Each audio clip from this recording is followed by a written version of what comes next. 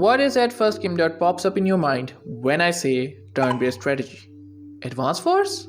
No. Well, I don't know about you, but to me it is and will always be chess.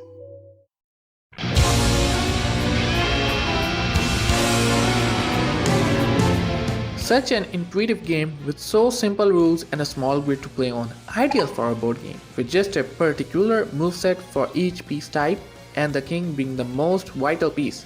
The game immerses the players into such an amazing... Hey Chima, Yeah, what is it? you know that this is PAB Devlog and not chess. Oh yeah, I was just getting to that. Thanks Tom. Speaking of moveset, in chess, you pick a piece and move it. And that is exactly what I implemented next in my game. And by the way, if you are new to this channel, I am developing a turn-based strategy game inspired by Advance Wars and I'm calling it Project Advanced Reach, or PAB if you are into acronyms. Before going for unit selection, I first created a cool indicator for unit selection that snaps to the grid positions.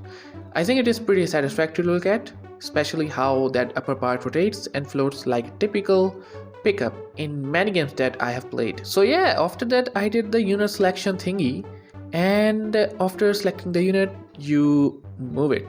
Obviously, this requires doing pathfinding stuff, which honestly I have never really done until this point. So I searched for the best solution for pathfinding and all results pointed towards A star.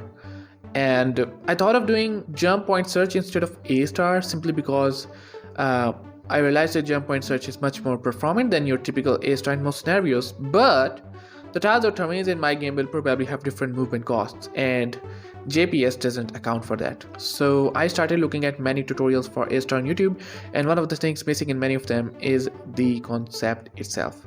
Like, I'm one of those guys who visualize things step by step before really getting into programming a feature or algorithm. So most of the videos aren't really helping me except for one, the first video of Sebastian Log's A-Star Pathfinding series, step-by-step demonstration, clear visualization, and even pseudocode at the end. This video made it crystal clear as to what A-Star algo really looks like, and so I recommend you this video if you wanna implement a custom A-Star pathfinding solution for your game. After that, I created a A-Star path between unit and the target tile to which the unit will move, and the rest was quite straightforward really. But this entire thing actually took me a day to implement, which honestly seems like a really basic thing. Even though I like chess, I don't want the playing field to be limited to just 64 tiles, and so I make bigger maps, and bigger maps requires a camera that can move. Lerp here, lerp there, lerp above, lerp below. Zoom, zigzag, zoom. Done. Making this cam controller is probably one of the most fun parts of this project till now, except for the rotations. This gimbal lock thingy and quaternion shenanigans really annoyed me. But at the end, I found this quaternion.angle axis which fixed all my issues in one big shot. This allowed me to implement the 90-degree cam rotation just like in XCOM, even though I didn't like the game as such. And after that, guess what? Just like any other slacking game dev, I got distracted. By the way, it's not true for just slacking game devs, just saying. It happens to every game dev once in a while. I ended up joining a little jam with a bunch of my game dev friends and made this cool little turn-based card game.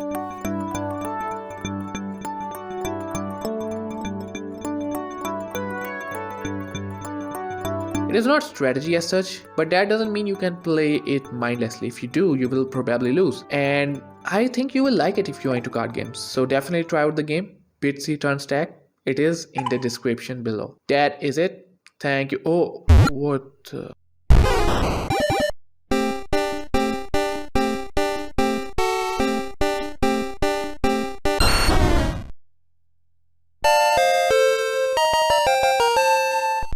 Yes, that is for the next devlog that will come in the next month. Let me know your thoughts in the comments, and also let me know if I should go a little deeper into technical stuff. That is it. I hope that you liked the video. Goodbye.